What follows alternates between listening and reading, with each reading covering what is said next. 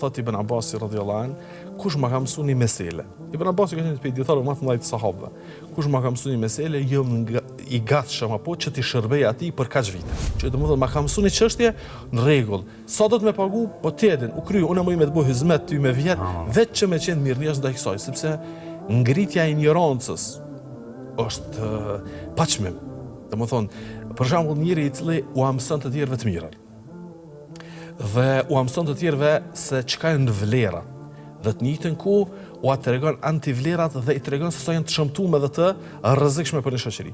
S'ka parë që paguhet, apo nuk ka me diçka në mënyrë materiale, apo për këtë pejgamberi sallallahu alajhi wasallam ka thonë se ai që u mëson njerëzve të mirën quhet atje lart në qiell se është i bekum.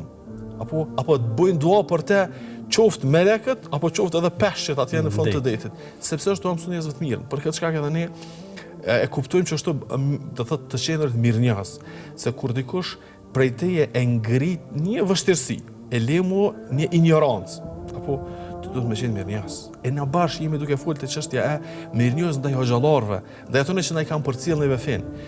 Një njeri i cili mëson diçka nga libri, po atë libër e ka shënuar dikush, e ka recensuar dikush, ka qenë shkak edhe sebeb që me të ardha i libër të ti, apo kupton?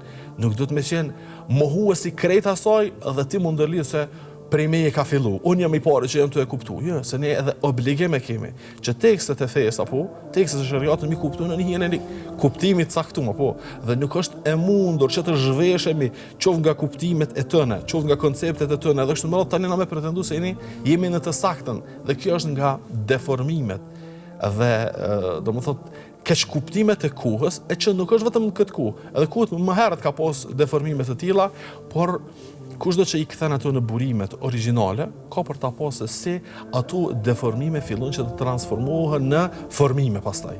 Ama duhet që t'japet mund.